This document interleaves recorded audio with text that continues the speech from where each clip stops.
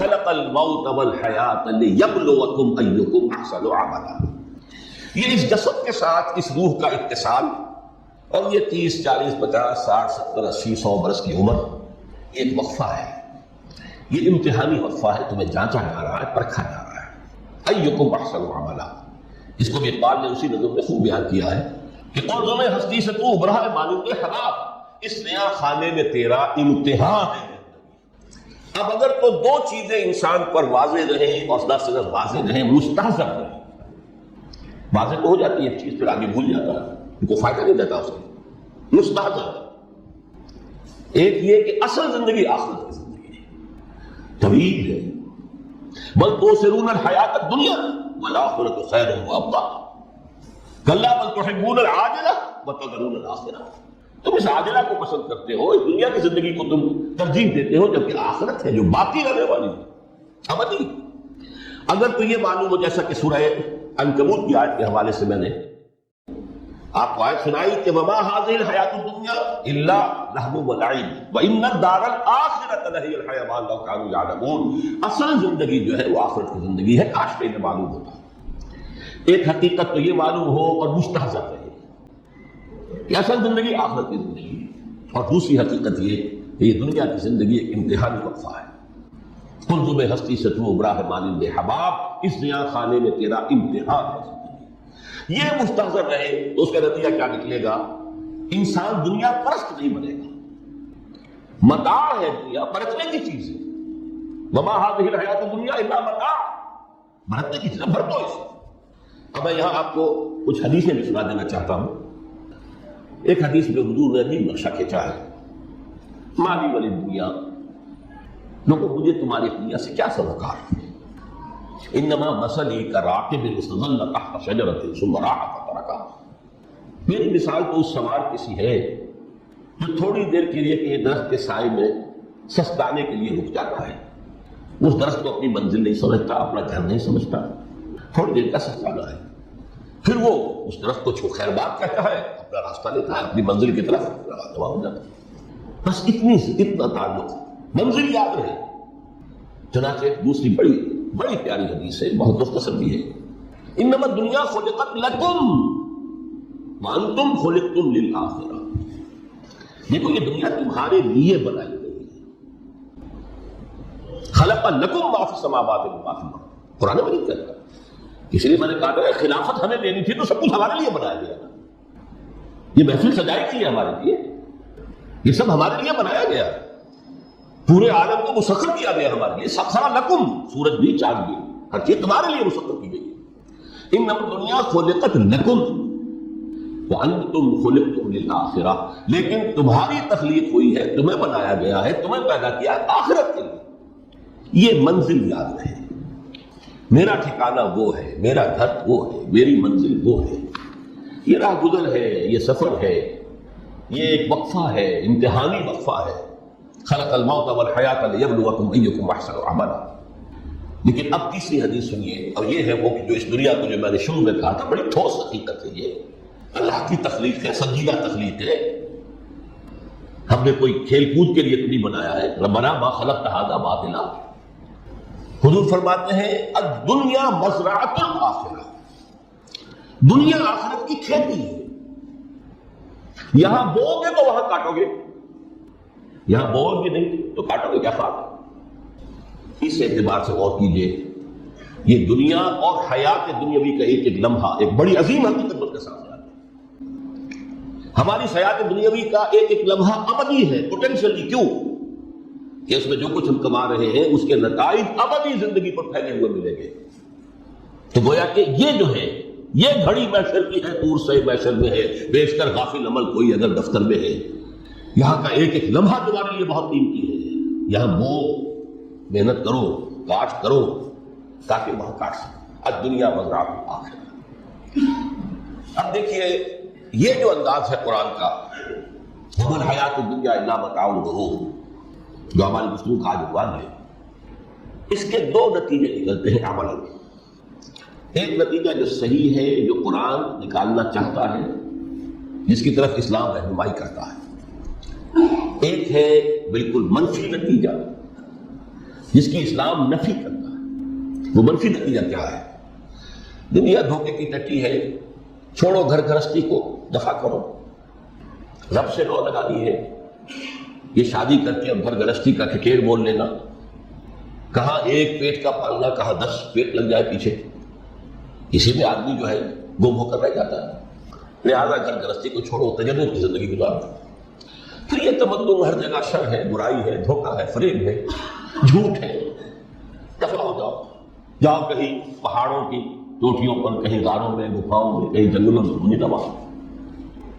یہ ہے اس کا ایک منطقی نتیجہ جو نکلا ہے دنیا میں، اور تقریباً تمام مذاہب عالم میں نکلا ہے۔ رحمانیت جس کی جس شد و بد کے ساتھ نفی کی ہے محمد رسول اللہ صلی اللہ علیہ وسلم، لا رحمانیت فی الاسلام، اسلام میں کوئی رحمانیت نہیں، نفی ہے، مکمل نفی، لا رحمانیت فی الاسلام۔ فرمایا کہ النکاح من سنتی، یہ میری سنت ہے، میرا طریقہ ہے، گھر گھرستی کی زندگی اختیار کرنا، یہ میری سنت ہے۔ 3 صحابہ پر کچھ اسی طرح کا غلبہ ہو گیا تھا۔ صحابہ میں ہر طرح کے لوگ تھے، ان میں وہ لوگ بھی تھے کہ جو بڑے ریشنلسٹ تھے، عقل کے حوالے سے بات سمجھنے والے۔ حضرت عمر کو ہم کہہ سکتے ہیں کہ سر خیل تھے رضی اللہ تعالیٰ، کچھ درویش منشور بھی تھے، کچھ پر یہ تقویٰ کا اور درویشی کا بہت زیادہ غلبہ ہو گیا تھا، مغلوب الحال ہم انہیں کہہ سکتے ہیں۔ حضرت عبداللہ بن عمرو بن العاص رضی اللہ تعالیٰ عنہما، ایک عجیب سائملٹینیس کنٹراسٹ ہے باپ اور بیٹے میں۔ عمرو بن العاص بہت بڑے سیاستدان، مدبر، اور اپنے چوٹی کے جو 3 سیاستدان پیدا کیے ان میں سے ایک عمرو بن العاص ہے، واریر، کانکرر، سیاستدان۔ لیکن عبداللہ بن عمرو بن العاص بالکل درویش، روزانہ روزہ ساری رات کھڑے، نہ بیوی سے کوئی سروکار، نہ کسی سے کوئی سروکار۔ حضور کو اطلاع ملی، بلا لیا، جواب طلبی ہو گئی، یا عبداللہ اولا مثبت انک تصوم الدہر وتقوم اللیل، اے عبداللہ مجھے یہ خبر دی گئی ہے تم ساری رات کھڑے رہتے ہو، روزانہ روزہ رکھتے ہو، کیا کہتے ہیں؟ جی حضور ایسا تو ہے۔ لا تفعل، مت کرو ہرگز، فإن لنفسك عليك حقا وإن لزوجك عليك حقا وإن لزورك عليك حقا۔ دیکھو تم پر تمہارے اس جسم کا اور نفس کا بھی حق، اسے آرام بھی دو، اس کی ضروریات بھی پوری کرو، اس کی دیکھ بھال بھی کرو، یہ بھی تمہارے پاس امانت ہے اللہ کی۔ پھر تم پر تمہاری بیوی کا حق ہے۔ کسی صحابی نے دیکھا تھا حضرت عبداللہ بن عمرو بن العاص کی بیوی کو کہ وہ بالکل جیسے کہ میلی کچیلی حالت میں تھی، پوچھا کیا حال بنا رکھا؟ ان کا کہ آپ کے دوست کو تو کوئی غرض ہے ہی اس سے، ظاہر بات ہے مسلمان بیوی، اور کس کے لیے وہ سگھار کرے گی جب شوہر ہی کو کوئی دلچسپی نہ ہو، اس سے غرض ہے کیا فرق۔ رات کو سو بھی، دیکھو مجھے میں رات کو سوتا بھی ہوں، نماز پڑھتا بھی ہوں، میں روزے رکھتا بھی ہوں، داخل بھی کرتا ہوں، دیکھو زیادہ سے زیادہ ہفتے میں 2 دن روزے رکھ لیا کرو۔ حضور مجھے اور تھوڑی سی اجازت، اچھا 1 دن ناغا، 1 دن روزہ، 100 میں داؤد، اس سے آگے کی اجازت دی۔ اسی طرح 3 حضرات سراسر آتا ہے حدیث میں، بخاری شریف کی روایت ہے، ان پر بھی ایسا غلبہ ہوا رحمانیت کا، ترک دنیا کا۔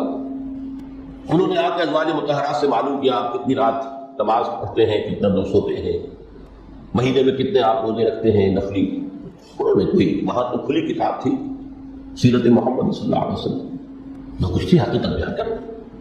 اب دیکھیے ایک عجیب ذہنیت، انہوں نے دیکھا کہ یہ تو کم ہے، ان کے اندازے کے اعتبار سے تو بہت کم ہے، لیکن یہ کہ اپنے آپ کو ذرا تسلی، حضور کی تو کوئی ضرورت نہیں ہے، آپ کو معصوم ہے، آپ سے کوئی گناہ نہیں ہوا، کوئی خطا نہیں ہوا، آپ کے لیے تو یہ اتنی عبادت ہمارے لیے تو کافی نہیں، ہم تو گناہگار ہیں۔ ایک نے عہد کیا کہ میں کبھی نہیں سوؤں گا، رات بھر کھڑا ہوگا۔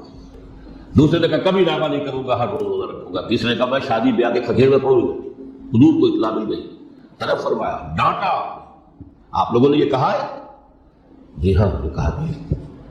واللہ خدا کی قسم میں تم میں سب سے بڑھ کر متقی ہوں، لیکن میں رات کو سوتا بھی ہوں اور نماز بھی پڑھتا ہوں، روزے رکھتا بھی ہوں، نازے بھی کرتا ہوں، میری گھر گرستی کی زندگی ہے، میری بیویاں ہیں۔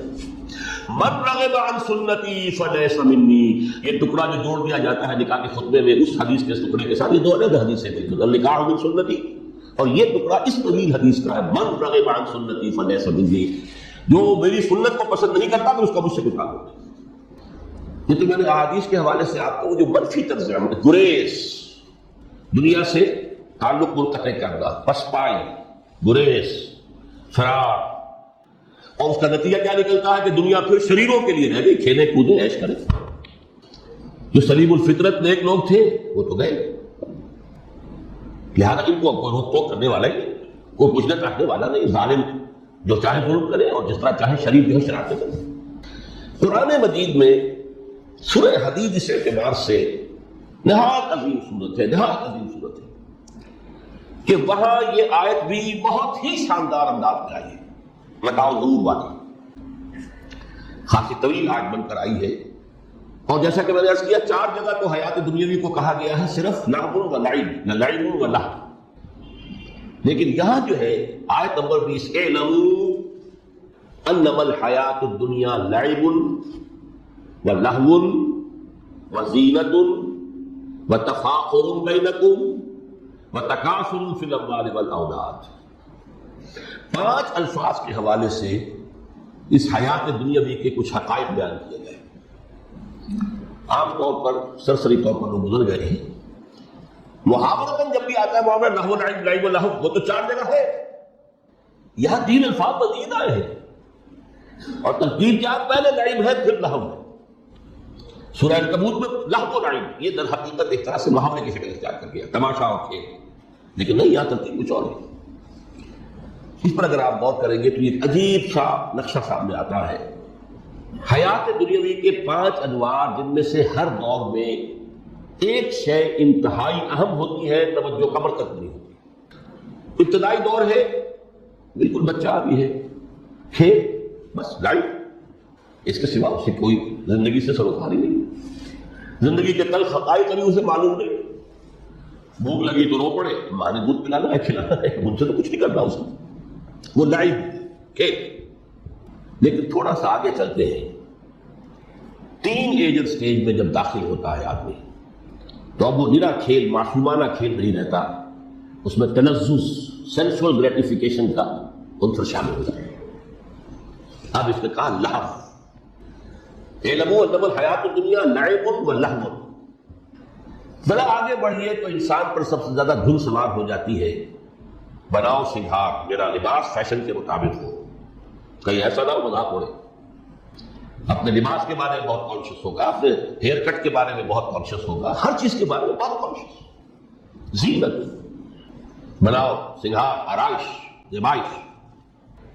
اس سے ذرا آگے گئے، تکاثر فی الاموال والاولاد، تفاخر بینکم، یہ سمجھیے کہ تقریباً 30 برس کی عمر جب انسان کی ہوتی ہے، اب فخر، تفاخر، یا دولت پر فخر ہوگا، یا نسب پر فخر ہوگا، یا اپنی کسی سیاسی حیثیت پر فخر ہوگا، اپنی چودراہٹ پر فخر ہوگا، تفاخر بینکم، جس میں جان میں چونکہ توانائی ہوتی ہے، قوت ہوتی ہے۔ لیکن اس کے بعد جب عمر ڈھلی، بڑا ریئلسٹک ہو جاتا ہے انسان پھر۔ یہ جو 4تھی سٹیج تھی، اس میں تو یہ کہ مونچھ نیچی نہ ہو، چاہے سب کچھ میں اپنا خرچ کر دوں، داؤں پہ لگا دوں، لیکن مونچھ نیچی نہیں ہوگی۔ آخری سٹیج وہ ہوتی ہے کہ پھر ہوکا لگ جاتا ہے آدمی کو، تکاثر فی الاموال والاولاد، مال اور اولاد کی کثرت کثرت کثرت۔ اب یہ ہوتا ہے کہ مونچھ نیچی کیا، مونڈ بھی دی جائے تو کوئی حد نہیں، مال آنا چاہیے، ویری ریئلسٹک۔ اور اسی حال میں انسان ہوتا ہے، آخری پاری کی صورت میں پھر اس پہ ایڈ کر کے اس کے اوپر مہر لگا دی، الہاکم التکاثر حتی زرتم المقابر۔ یہ تکاثر جو ہے پیچھا نہیں چھوڑتا، اتنی دولت بھی ہے کہ آپ کی 10 نسلیں کھا سکے اطمینان سے بیٹھ کر، تب بھی صبر کرو۔ بڑے میاں کی ٹانگیں جو ہیں وہ قبر میں لٹکی ہوئی ہیں، لیکن تکاثر جو ہے، تکاثر مال، وہ پیچھا نہیں چھوڑتا، حتی زرتم المقابر، یہاں تک کہ قبر تک جاؤ، قبر میں اتار دیا جائے، جب تک ٹانگیں صرف لٹکی ہوئی ہیں اس وقت تک نہیں۔ اس کے بعد تشبیہ دی ہے کہ یہ حیات دنیاوی کا جو ایک سائیکل ہے، اعلموا انما الحیات الدنیا لعب و لہو و زینت و تفاخر بینکم و تکاثر فی الاموال والاولاد۔ اب اس کو کمپیئر کیا ہے پلانٹ کنگڈم میں جو سائیکل چل رہا ہے، یہ ہمارا سائیکل ہے 60-70 برس کا، بچہ پیدا ہوا، خوشیاں منائی گئی، پھر وہ لڑکپن سے، پھر ٹین ایجر سٹیج سے، پھر جوانی ہے، پھر ادھیڑ عمر ہے، اور پھر بڑھاپا ہے، اور پھر قبر میں اتارا جاتا ہے۔ لیکن یہ کہ پلانٹ کنگڈم میں سائیکل چلتی ہے، کمثل غیث اعجب الکفار نباتہ ثم یہیج فتراہ مصفرا ثم یکون حطاما. یہ 4 سٹیپز ہیں. جیسے بارش برستی ہے تو سبزہ نمودار ہوتا ہے اور کاشتکار کو بڑا اچھا لگتا ہے. اس نے بیج بویا تھا, اس نے محنت کی تھی, اس نے ہل چلایا تھا. اعجب الکفار نباتہ, اس کو بہت اچھا لگتا ہے, دل باغ باغ ہو جاتا ہے. جیسے آپ کے یہاں بیٹا ہوا پوتا ہوا خوشیاں مناتے ہیں. کمثل غیث اعجب الکفار نباتہ ثم یہیج, پھر وہ فصل اپنی پوری قوت کو پہنچتی, فصل لہرا رہی ہے. فتراہ مصفرا, پھر وہ زرد ہو جاتی ہے. وہ ہریاول اب ختم ہوئی, اب فصل پک گئی ہے, اب وہ زردی پر آ گئی ہے. ثم یکون حطاما, پھر وقت آتا ہے اگر وہ خضرو گھاس ہے تو پھر وہ چورا چورا ہو کر پھر وہ مٹی میں مل جاتی ہے. اور اگر فصل ہے تو کھیتی کٹ گئی, اس کے بعد کیا رہ گیا, وہ چورا ہی رہ جاتا ہے باقی. یہ لائف کا سائیکل چل رہا ہے, 3 مہینے کا ہو, 4 مہینے کا ہو. یہ ہے پلانٹ کنگڈم کا, وہ ہے سائیکل انسانی زندگی. اب فرمائی ٹیپ کی بات جو ہے, وَفِي الْآخِرَةِ عَذَابٌ شَدِيدٌ وَمَغْفِرَةٌ مِّنَ اللَّهِ وَرِضْوَانٌ. دیکھو دنیا کی زندگی تو ان سٹیجز سے ہو کر گزری جانی ہے. جو پیدا ہوا ہے اس پر بڑھاپا بھی آئے گا, موت بھی آئے گا. کل نفس ذائقۃ الموت, سورہ آل عمران کی 185ویں آیت کا پہلا جملہ ہے. ہر انسان کو جو پیدا ہوا موت آ گئی. اب یہ ہے کہ وہ کہیں آپ نے محل میں گزار لی زندگی, کسی کٹیا میں گزار لی زندگی, کسی کی فٹ پاتھ پر گزر گئی زندگی. زندگی گزر جاتی ہے, گزرتی ہے, اور وہ 5 سٹیجز میں سے ہو کر گزرتی ہے. آپ گندی گلیوں میں بچوں کو کھیلتے ہوئے دیکھتے ہیں, وہ بھی کھیل رہے ہوتے, نالیوں کے پانی کے اندر کھیل رہے ہوتے, ان کا بھی کھیل, گندے جوڑ میں کھیل رہے ہوتے. وہ تو ہے زندگی کی وہ سٹیج جو ہے کھیل کی ہے. کسی کے پاس بڑے قیمتی کھلونے ہیں, ان سے کھیل رہا ہے, کوئی اس طرح گلی ڈنڈا کھیل رہا ہے یا کچھ اور کھیل رہا ہے. لیکن وہ 5 سٹیجز تو آئیں گی. اعلموا انما الحیاۃ الدنیا لعب ولہو وزینۃ وتفاخر بینکم وتکاثر فی الاموال والأولاد کمثل غیث اعجب الکفار نباتہ ثم یہیج فتراہ مصفرا ثم یکون حطاما وفی الآخرۃ عذاب شدید ومغفرۃ من اللہ ورضوان. آخرت میں جا کر یہ بائیفرکیشن ہو جانی ہے, یا تو شدید عذاب اور یا اللہ کی مغفرت اور رضا. Now the choice is yours. اما شاکرا و اما کفورا, فیصلہ تم خود کرو. وما الحیات الدنیا الا متاع الغرور. یہاں بھی آخری الفاظ وہ ہے کہ دنیا کی زندگی دھوکے کے سوا کچھ نہیں. کیوں؟ اگر تو دنیا کی زندگی میں گم ہو گئے, جیسے کہ اقبال نے کہا ہے کہ کافر کی یہ پہچان کے آفاق میں گم ہے, اور مومن کی یہ پہچان کے گم اس میں ہے آفاق. دنیا میں رہو, طالب دنیا نہ بنو, طالب عقبہ, طالب آخرہ. دنیا میں رہو, برتو, استعمال کرو, تمہارے لیے پیدا کیا گیا بھائی, برتو, متاع ہے, برتنے کی شے ہے. ہاں حلال اور حرام کی پابندیاں سامنے رکھو, باقی برتو. مطلوب یہ نہ, مقصود یہ نہ, مطلوب آخرہ ہو. انما الدنیا خلقت لکم وانتم خلقتم للآخرہ. منزل وہ رہے, مستحضر رہے, سامنے رہے کہ میں تو اجنبی ہوں یہاں, یہ میرا وطن نہیں ہے. الدنیا سجن المؤمن وجنت الکافر. جیسے کسی پرندے کو کسی پنجرے میں بند کر دیا گیا ہو, اس طرح ہمیں اس دنیا میں بھیج دیا گیا. اللہ کی مرضی ہم نے بھیجا ہے, جب تک وہ چاہتا رہے گا یہاں, لیکن ہمارا دل یہاں نہیں لگے گا. بازار سے گزرا ہوں, خریدار نہیں ہوں, طالب دنیا نہ ہو, تب تو یہ کوئی دھوکے کا سودا نہیں, پتن نہیں, بالکل نہیں. انہوں نے خود فرمایا مجھے تمہاری دنیا میں سے فلاں فلاں چیزیں بہت پسند ہیں. تو کس قدر ریئلسٹک ہے. آپ نے عورتوں کے بارے میں فرمایا مجھے اس دنیا سے پسند ہے عورت. کوئی تشنع اور کوئی بھی تکلف اور کوئی خلاف فطرت بات نہیں کی محمد رسول اللہ صلی اللہ علیہ وسلم. آنکھوں کی ٹھنڈک میری نماز میں مجھے خوشبو پسند ہے. عورت کی طرف بھی آپ کا رجحان تھا. قرآن مجید میں آتا ہے نبی اب کوئی اور نکاح آپ نہیں کریں گے. وَلَوْ أَعْجَبَتْكَ حُسْنُهُنَّ, چاہے ان کا حسن جو ہے وہ آپ کو اچھا لگے, اب اجازت نہیں ہے مزید, بس فل اسٹاپ, جتنے نکاح ہو چکے. تو یہ دنیا کو حضور نے صلی اللہ علیہ وسلم دنیا پر سوار رہو, دنیا کو اپنے اوپر سوار نہ ہونے دو, بس بات صرف یہ ہے. کافر کی یہ پہچان کہ آفاق میں گم ہے. اسی لیے سورہ کہف کا ایک مرکزی مضمون ہے, پہلے رکوع میں بات آتی ہے اِنَّا جَعَلْنَا مَا عَلَى الْأَرْضِ زِینَةً لَهَا لِنَبْلُوَهُمْ أَيُّهُمْ أَحْسَنُ عَمَلًا. ہم نے اس دنیا پر جو کچھ ہے, اسکائی اسکریپرز بن گئے ہمارے زمانے میں, اور یہ شاندار بلڈنگز ہیں, یہ کچھ ہے, ہم نے زینت اور زیبائش اور آرائش بنا دیا ہے تاکہ آزمائیں، انہی کے حسن کے شکار ہو جاتے ہو اور ان کے پرستار بن کر رہ جاتے ہو۔ رخ روشن کے آگے شمع رکھ کر وہ یہ کہتے ہیں ادھر جاتا ہے دیکھیں جا ادھر پروانہ آتا ہے، پھر بھی اللہ ہی کے عاشق بنے رہو، اللہ ہی سے محبت کرو تو کامیاب ہو گئے، دنیا کو بڑھتے ہو۔ اگر دنیا یہ عروس ہزار داماد جو ہے اگر کہیں یہ محبوبہ بن گئی تو ختم۔ اچھا دیکھیے اس سورہ حدید میں اب یہ دنیا کی حقیقت کو اس طرح بیان کر کے دو نتیجے جو اس سے نکلتے ہیں ان کو الگ الگ بیان کر دیا۔ ایک نتیجہ جو میں بیان کر چکا رحمانیت، ترک دنیا، اس کی نفی کرتے ہوئے فرمایا وَلَقَدْ أَرْسَلْنَا نُوحًا وَإِبْرَاهِيمَ وَجَعَلْنَا فِي ذُرِّيَّتِهِمَا النُّبُوَّةَ وَالْكِتَابَ فَمِنْهُمْ مُهْتَدٍ وَكَثِيرٌ مِنْهُمْ فَاسِقُونَ ثُمَّ قَفَّيْنَا عَلَى آثَارِهِمْ بِرُسُلِنَا وَقَفَّيْنَا بِعِيسَى ابْنِ مَرْيَمَ وَآتَيْنَاهُ الْإِنْجِيلَ وَجَعَلْنَا فِي قُلُوبِ الَّذِينَ اتَّبَعُوهُ رَأْفَةً وَرَحْمَةً وَرَهْبَانِيَّةً ابْتَدَعُوهَا مَا كَتَبْنَاهَا عَلَيْهِمْ۔ اصل مضمون یہ تھا جس کے لیے تمہید اتنی لمبی باندھی، ہم نے نوح کو بھیجا، ابراہیم کو بھیجا، ان کی اولاد میں ہی نبوت اور کتاب رکھ دی، پھر ان کے نقش قدم پر ہم نے اٹھایا عیسیٰ ابن مریم کو، انہیں انجیل دی، اور جو لوگ ان پر ایمان لائے ان کے دلوں میں رحمت اور رافت کے جذبات پیدا کر دیے، انسانی ہمدردی۔ حضرت عیسیٰ کا جو اپنا مزاج تھا، ظاہر بات ہے کہ آپ کے حواریین اور آپ پر ایمان لانے والوں میں اسی کا ایک عکس پیدا ہونا تھا، لہذا وہ ایک خاص کیفیت، لیکن فرمایا ایک شے جو انہوں نے بدعت کے طور پر ایجاد کر دیا، وَرَهْبَانِيَّةً ابْتَدَعُوهَا مَا كَتَبْنَاهَا عَلَيْهِمْ، رہبانیت کی انہوں نے بدعت ایجاد کر دی، یہ انہوں نے کی، ہم نے یہ ان پر فرض نہیں کی۔ یہ ہے وہ منفی نتیجہ، گریز، خانقاہوں میں جا کر بیٹھ جاؤ، مونسٹسزم، تجرد کی زندگی گزارو، نتیجہ اس کا کیا نکلتا ہے کہ بظاہر راہب اور راہبائیں رہ رہی ہیں اور رہ رہے ہیں، اور اندر جو حرام کاری کے بازار چل رہے ہیں، اور تہخانوں کے اندر حرامی بچوں کی قبروں کی قبرستان بنے۔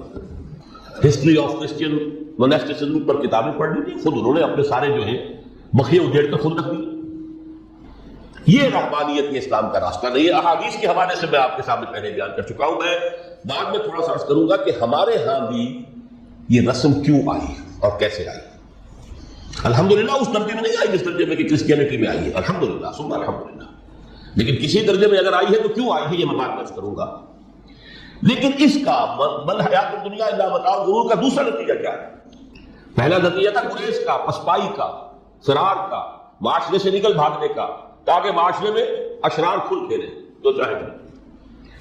ایک راستہ یہ ہے، ترک دنیا کے معنی ہے ترک لذات دنیاوی، آسائشوں کو ترک کرنا، سختیاں جھیلنا، کس لیے؟ تاکہ دنیا سے ظلم کا خاتمہ ہو، باطل کا تختہ الٹ دیا جائے، ظلم کا استحصال۔ ظاہر بات ہے ظالم آسانی سے ظلم نہیں چھوڑے گا، ایکسپلائٹر وعد و نصیحت سے اپنے ایکسپلائٹیشن سے باز نہیں آئے گا۔ شعر ہوتے ہیں اس طبقے کے اندر بھی یقیناً کچھ سلیم الفطرت لوگ ہوتے ہیں، جیسے طبقہ اشرافیہ سے تھے حضرت ابو بکر رضی اللہ تعالیٰ عنہ، سلیم الفطرت انسان تھے، کوئی غلاموں کے طبقے سے تو نہیں تھے، کوئی فقراء کے مساکین کے طبقے میں سے نہیں تھے، اونچے طبقے میں سے تھے، عشرہ مبشرہ اکثر و بیشتر اس طبقے سے تھے۔ لیکن بائی اینڈ لارج وہ جو طبقہ ہوتا ہے، یا تو وہ اپنے جبر اور استبداد کا تخت جو ہے جما کر بیٹھا ہوا لوگوں کی گردنوں کے اوپر، پولیٹیکل ریپریشن ہے، یا اکنامک ایکسپلائٹیشن ہے، استحصال۔ محنت لوگ کریں، کھائیں گے ہم، عیش کریں گے، محنت کسان کرے جا کے کھیت میں، ہم لے آئیں گے اپنا حصہ، عیش کریں گے۔ یا کوئی سوشل ڈسکریمنیشن ہے، یہ اونچا ہے یہ نیچا ہے، یہ تو پیدا ہی ہوا ہے شوگر، یہ اس سے نکل ہی نہیں سکتا، اور یہ پیدا ہوا برہمن، یہ تو اونچا ہے۔ اس تینوں قسم کے ظلم، اس کا خاتمہ کرنا، اس کے لیے جدوجہد کی ضرورت ہے، جہاد کی ضرورت ہے، قتال کی ضرورت ہے، اور جہاد و قتال آپ نہیں کر سکتے جب تک کہ لذات دنیاوی سے کنارہ کشی نہ کریں، جب تک کہ اپنی بیلٹ کو ٹائٹ نہ کریں، جب تک کہ اپنی ضروریات زندگی کو کم نہ کریں۔ ضروریات زندگی کم کریں گے تو تفریغ الاوقات ہوگا، جو تبلیغی بھائیوں کی اصطلاح ہے بہت اہم، اپنے وقت کو فارغ کر سکیں گے۔ اس وقت کو فارغ کریں گے تو پھر وہ جد و جہد، وہ محنت، وہ جہاد، اس کے لیے آپ کے پاس وقت ہوگا، اس کو آپ لگا سکیں گے۔ پھر اس میں جب سخت سے سخت منزلیں آئیں گی تو اس میں میدان میں مقابلہ بھی ہوگا، جان کی بازی بھی کھیلنی پڑے گی، اس میں قید و بند کا وقت بھی آ سکتا ہے۔ 3 برس تک اگر محمد عربی صلی اللہ علیہ وسلم پورے خاندان بنی ہاشم کے ساتھ بدترین اسیری سمجھ لیجیے شیب بنی ہاشم میں جو رہے، یہاں تو اسیروں کو آپ راشن تو دیتے، کھانا تو دیتے، وہاں تو اثر جو ہے وہ تو دونوں طرف سے گھاٹی کا منہ بند کر دیا گیا تھا، سیل تھی کہ کوئی شے جو ہے وہ جان نہ پائے گا۔ 3 برس جس میں کہ وہ وقت بھی آیا ہے کہ سوکھے ہوئے چمڑے ابال کر اس کا پانی جو ہے بلکتے ہوئے بچے پھول جیسے بچے بنی ہاشم ان کے حلق میں ٹپکایا گیا ہے۔ اور کچھ تھے لوگ حکیم بن حزام جیسے رضی اللہ تعالیٰ عنہ بعد میں ایمان بھی لے آئے، حضرت خدیجہ رضی اللہ تعالیٰ عنہ کے چونکہ وہ قریبی رشتہ دار تھے، وہ پہاڑ کو کراس کر کے چوٹی پر سے اتر کر کچھ کبھی کبھی کھانے پینے کی چیز پہنچا دیتے تھے۔ یہ سارے مناسب کا علاج ہے۔ یہ جو ہے یہ مثبت ہے۔ ترک دنیا وہ نہیں، ترک دنیا سے مراد دنیا کی لذتوں سے، دنیا کی آسائشوں سے، ان سے آدمی اپنے آپ کو پیچھے ہٹائے، ان کو چھوڑے، ان کو ترک کرے، تاکہ اپنا وقت، اپنا مال، اپنی صلاحیتیں سب کر سکے۔ کس کام کے لیے؟ اب اس کے لیے دیکھیے آیت نمبر 25 ہے یہ سورہ حدید کی۔ لقد ارسلنا رسلنا بالبینات، ہم نے اپنے رسولوں کو بھیجا واضح چیزوں کے ساتھ۔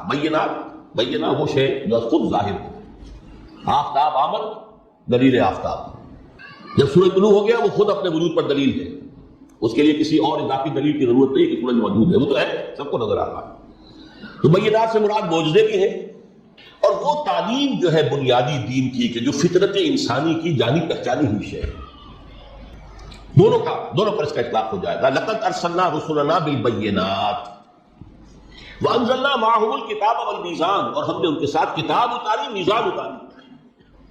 یہ سب کچھ کس لیے کیا؟ لیقوم الناس بالقسط، تاکہ لوگ عدل پر قائم ہوں۔ یہ ہے سول آبجیکٹو۔ یہ نہیں بس ہماری کتاب پڑھ لیا کرے، ختم قرآن ہو گیا، اللہ اللہ تو آپ آگری چھٹی، قائم کرو اس کو، وہ میزان عدل نصب کرو،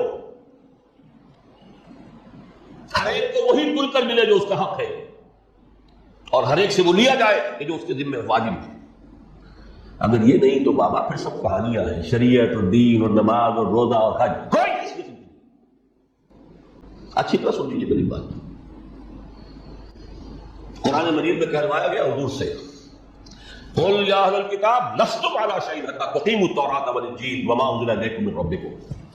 اے نبی سے کہہ دیجیے ہے کتاب والو تمہاری کوئی حیثیت ہی نہیں، ہماری نگاہوں میں تمہارا کوئی مقام ہی نہیں جب تک کہ تم قائم نہیں کرتے تورات کو اور انجیل کو، جو کچھ کے نازل کیا گیا تمہاری طرف، تمہارے رب کی طرف سے۔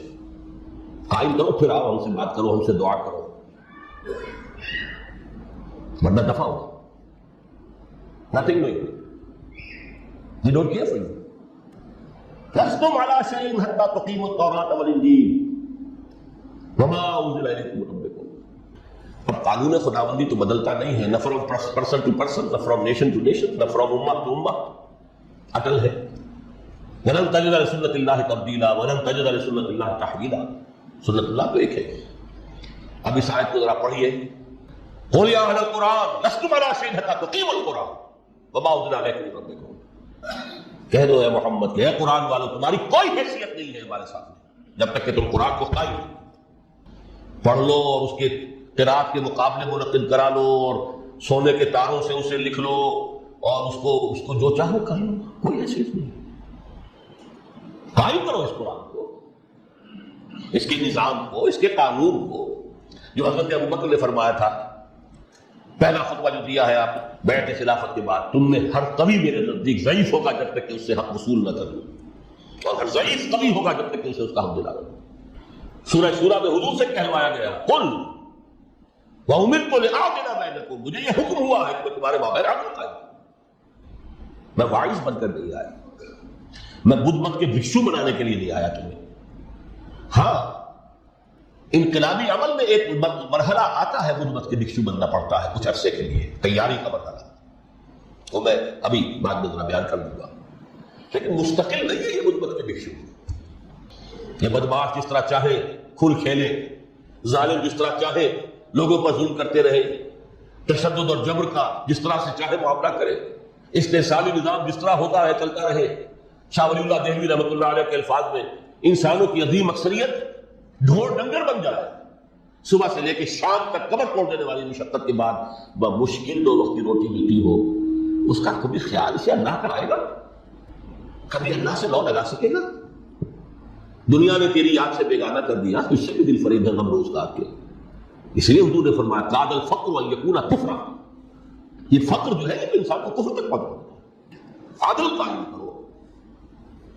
تو دیکھیے یہ آیت انتہائی گمبھیر آیت ہے قرآن مجید کی سورہ حدید کی. جس طرح وہ آیت متاع الغرور والی جس شان کے ساتھ سورہ حدید میں آئی ہے، اعلموا انما الحیات الدنیا لعب ولہو وزینۃ وتفاخر بینکم وتکاثر فی الاموال والاولاد کمثل غیث اعجب الکفار نباتہ ثم یہیج فتراه مصفرا ثم یکون حطاما وفی الآخرۃ عذاب شدید ومغفرۃ من اللہ ورضوان وما الحیات الدنیا الا متاع الغرور.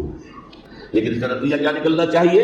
لقد ارسلنا رسلنا بالبینات وانزلنا معهم الکتاب والمیزان لیقوم الناس بالقسط. Now prepare for the shock. میرے نزدیک میرے علم کی حد تک شاید دنیا کی کوئی انقلابی کتاب نہ ہو جس نے اس قدر عریاں طور پر کھل کر یہ کہا ہو کہ ظالموں کی سرکوبی کرو، کچلو ان کے ساتھ. وانزلنا الحدید، ہم نے لوہا بھی اتارا ہے. ایک وقت آتا ہے ظلم نہیں ختم ہوتا جب تک کہ لوہے کی طاقت ہاتھ میں نہ آئے. انزلنا الحدید، ہم نے صرف کتاب ہی نہیں اتاری ہے، لوہا بھی اتارا ہے. فیہ باس شدید، اس میں جنگ کی صلاحیت ہے. ومنافع للناس، لوگوں کے لیے کچھ اور منفعتیں بھی ہیں. کوئی توا پرات چمٹا یہ بھی بنا لو، ٹھیک ہے، لیکن اصلا یہ اسلحہ کے لیے. وانزلنا الحدید، اسی تو سورہ حدید کا نام حدید ہے. فیہ باس شدید ومنافع للناس ولیعلم اللہ من ینصرہ ورسلہ بالغیب. اللہ دیکھنا چاہتا ہے کون ہے اس کے وفادار بندے اس لوہے کی طاقت کو ہاتھ میں لے کر مدد کرتے ہیں اس کی اور اس کے رسولوں کی غیب میں ہونے کے باوجود. ان اللہ قوی عزیز، ویسے اللہ قوی ہے، عزیز ہے. آنے واحد میں کفر کو ختم کر دے جب چاہے، آنے واحد میں ظالموں کا ظلم جو ہے وہ ختم کر کے رکھ دے. وہ سب کچھ کر سکتا ہے. لیکن پھر تمہاری آزمائش کیسے ہوگی؟ کیسے معلوم ہوگا ہوز ہو، کس کا کیا مقام تھا، کس کے پاس کتنا یقین کا سرمایہ تھا، کس کے ایمان کی گہرائی اور گہرائی کا کیا عالم تھا، کس نے ہمارے دین کے لیے کیسی کیسی قربانیاں دے لی. یہ ہے کر کے دنیا جو موسٹ پروفاؤنڈ ہے، نتیجہ خیز ہے، خیر کو وجود میں لانے کے لیے ہے. لیکن اس کی مثالیں موجود ہیں. حضرت مصعب بن عمیر رضی اللہ تعالیٰ عنہ ایام جاہلیت میں کہا جاتا ہے ان کا جوڑا جو ہے شام سے تیار ہو کر آتا تھا. جیسے کبھی مشہور ہے کہ پنڈت نہرو کا بھی کپڑے سی کر آتے تھے پیرس سے. موتی لال نہرو کا بیٹا، اور موتی لال نہرو وہ تھا کہ وائس رائے کی پہلی کار آئی ہے ہندوستان میں تو دوسری کار موتی لال کی آئی. اس کا بیٹا، اس کے کپڑے پیرس سے سی کر آتے. مصعب بن عمیر کے کپڑے شام سے تیار ہو کر آتے اور وہ ہمیشہ عطر میں بسے موجود تھے. جہاں سے گزر گئے معلوم ہوا کہ پوری گلی جو ہے وہ مہک اٹھی. معلوم ہو جائے کہ مصعب بن عمیر ایمان لائے محمد رسول اللہ صلی اللہ علیہ وسلم. باپ فوت ہو چکا تھا، اس کی چھوڑی ہوئی دولت تھی، ماں تھی، لیکن وہ خاندان کا نظام چچا تھا سربراہ، وہ بدترین کافر. اس نے پہلے سمجھایا ہوگا 100 طریقے آزما کر پھر آخری بار اس نے آزمایا کہ جس دولت کے اوپر تم عیش کر رہے ہیں کہ تمہارے مشرک باپ کی دولت ہے، نکل جاؤ گھر سے. انہوں نے سمجھا تھا جیسے سورہ صافات میں آتا ہے فارادوا بہ کیدا فجعلناہم الاسفلین. انہوں نے حضرت ابراہیم کے بارے میں سمجھا تھا جب دیکھیں گے کہ آپ تیار ہو رہی ہے اور یہ اس میں مجھے ڈال دیں گے تو سب یہ نشہ حل ہو جائے گا، یہ توحید وعید سب ہوا ہو جائے گا. لیکن ہوا کیا؟ بے خطر کود پڑا کسی نمرود میں عشق عقل ہے محو تماشائے لب بام. اس نے تو یہ دھمکی دی تھی کہ دن میں تارے نظر آ جائیں گے مصعب کو، ناز و نام میں پلا ہوا انسان. اسے کہہ دیا جا نکل جاؤ گھر سے. اٹھ کر چلنے لگے. اس کا تیش جو ہے اور اچھا یہ کپڑے بھی اسی مشرک باپ کے ہیں، اتارو ان کو. مادر زاد برہنہ ہو کر گھر سے نکلے.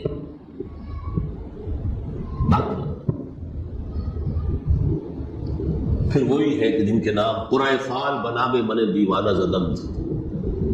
بیعت عقبہ اولیٰ ہوئی ہے، لوگوں نے کہا کہ ہمیں کوئی مقری دیجیے قرآن پڑھانے والا جو ہمیں قرآن پڑھائے. حضور نے فرمایا جاؤ مصعب. وہ مصعب وہاں جا کر مدینے میں المقری بن گئے. جا المقری، وہ آ رہا پڑھانے والا. اور 1 سال کی محنت دعوت اور تبلیغ اور قرآن کے پڑھانے کے نتیجے میں اگلے سال 75 افراد لا کر حضور کی جھولی میں ڈال دیں۔ یہ مصعب ہے۔ شہادت ہوئی ہے غزوہ بدر میں۔